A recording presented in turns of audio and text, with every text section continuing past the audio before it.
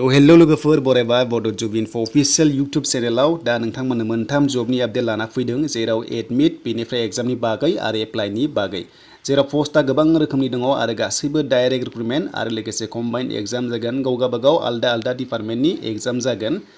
बेखायनो एडमिटनि डेट ओंखारबाय आरो डाउनलड खालामनो हासिगोन आरो आनजादनि डेटबो ओंखारबाय जेराव नोंथांमोनहा मोनगोन DHS नि बेनिफ्राय गुवाहाटी हाई कर्ट आरो एप्लाइआ जाबाय डाइरेक्ट रिक्रुटमेन्ट 26,000 भेकेन्सिनि बागै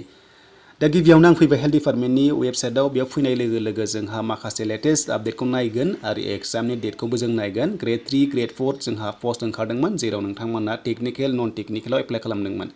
दा बे लेटेस्ट आपडेटआव फैनानै जोङो एडमिट होयोब्ला बेनिफ्रायनो डाउनलड खालामनो हागोन नाथाय दायो डिपार्टमेन्टेलि मोनसे लेटेस्ट आपडेट फैदों एप्रिलनि 26आव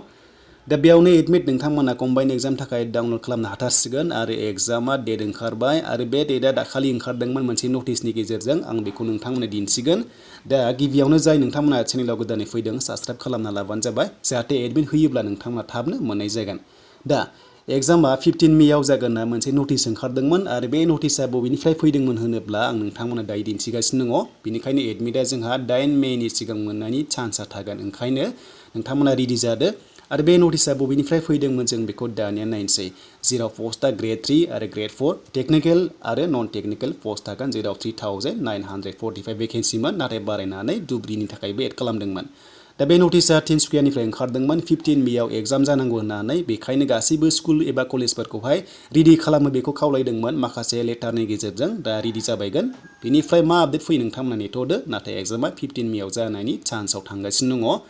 दा जेब्ला फैगोन नोंथांमोना आपडेटखौ शेयार खालामगोन बेनिफ्राय दानिया 26,000 भेकेन्सि ग्रेड 3 ग्रेड 4 कमन एग्जाम डाइरेक्ट रिक्रुटमेन्टनि बागै दासिमबो जायफ्रा एप्लाइ खालामाखै थ' नोंथांमोना एप्लाइखौ खालामदो आरो लास्ट डेटआ बारा गोबाव गैला दा लास्ट डेटआ गैथारला 30 मेआवनो लास्ट डेट नोंथांमोना पेमेन्टबो दानांगोन अनलाइन थ' बेखायनो लोगोफोर नोंथांमोना बे 26,000आव जायफ्रा गोसो दङ एप्लाइ खालामदो ग्रेड 3 ग्रेड 4आव टेक्निकेल नन टेक्निकेल गोबां रोखोमनि भेकेन्सि दङ सिगाङाव आपडेट होखांखाबाय आरो जायफ्रा ग्रेड 4 एप्लाइ खालामगोन नोंथांमोननि फरायनाया मिनिमाम 8 पास थ' मिनिमाम 8 पास जानाय लोगो लोगोनो ग्रेड 3 ग्रेड 4 एप्लाइ खालामनांगोन नाथाय ग्रेड 3 आवबा नोंथांमोना एचएस पास डिग्री पास खालामनांगोन दा जायफ्रा ग्रेड 4 एप्लाइ खालामगोन अनलि 8 पास जाबानो एप्लाइ खालामनो हायो बेखायनो लास्ट डेटआ 30 मे होदों थ' दासिमबो खालामाखैबा नोंथांमोना बेखौ खालामना लादो आरो ग्रेड 3 नोंथांमोना एप्लाइ खालामबा डिग्री पास जाबाबो जागोन नोंथांमोननि पार्सेन्ट नांलाया आरो डिप्ल'मा सार्टिफिकेट थायाबाबो जागोन जायखिजाया नोंथांमोना एप्लाइखौ खालामनो हागोन आरो बेबो कमन एग्जाम जागोन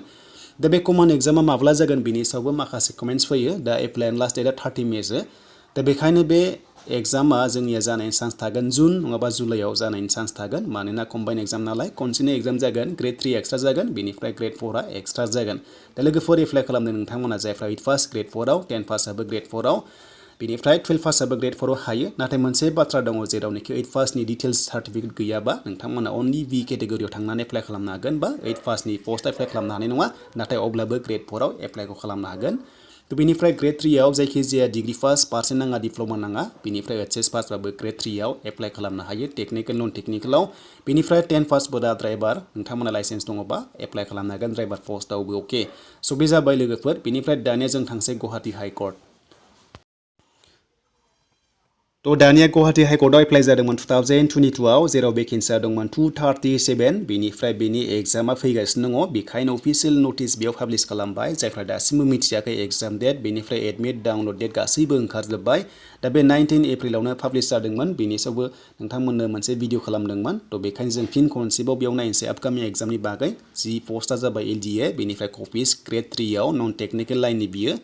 दा बे एग्जामा जासिगोन गावनि लकेल डिस्ट्रिक्टआवनो जागोन जि जायगायाव नोङो सेलेक्ट खालामदोंमोन बेयावनो एग्जामा जासिगोन दा बेखायनो जों बे नटिसखौ नायनोसै फैदो माब्लानिफ्राय एग्जाम जागोन आरो माब्लानिफ्राय एडमिट नोंथांमोना डाउनलड खालामनो हागोन जों नटिफिकेसन नायनोसै दा जायफ्रा भिडिअ नायगासिनो दङ स' नोंथांमोना लाइक खालामनो हागोन हानायसेबां शेयार खालाम जाहाथे बयबो थालाङि बायदि एग्जाम होनायाव आरो बे एग्जामा जाबाय कम्बाइन एग्जाम बे पस्टआ LDA बेनिफ्राय कपिस दङ दा बेखायनो जों फै अफिसियेल नटिसखौ जों बेयाव भिउ खालामसै दा अफिसियेल नटिस जों बेयाव नायोब्ला मोनगोन जे बे एग्जामा 22 मे सानडेआव जागोन थ' नोंथांमोना जि जायगायाव एप्लाइ खालामदों बेयावनो एग्जाम जागोन आरो टाइमा जाबाय 10 AM निफ्राय 12 सिम थागोन आरो बेयाव नेगेटिभ मार्किं थानाय नङा बेयाव होनाय बादिबा अफिसियेल वेबसाइटआव बेनिफ्राय रेसपेक्टिभ डिस्ट्रिक्टआव नों जि जायगायाव एप्लाइ खालामदों बेयावनो एग्जामा जागोन आरो एडमिट नोंथांमोना डाउनलड खालामनो हागोन 10 मे 10 मे 3 PM जानाय लोगो लोगो एडमिटखौ नोंथांमोना डाउनलड खालामदो आरो बे एडमिटआवनो गासैबो गाइडलाइन्स थागोन जे नोंथांमोननि एडमिट आरो लोगोसे डिटेल्सआ बेयावनो गासैबो थागोन जे एग्जामा बबेयाव जागोन आरो नोंथांमोना रल नाम्बारखौ बेयावनो मोननाय जागोन। थ' बेनि सोमोन्दै लोगोफोर लेटेस्ट आपडेट दानि एप्रिलनि बेनिफ्राय आपकामिं गोबां एप्लाइ जाबावगोन जाहाथे नोंथांमोना भिडिअ नायो बड' जब इनफो अफिसियेल इउटुब चेनेलाव जाहाथे नोंथांमोना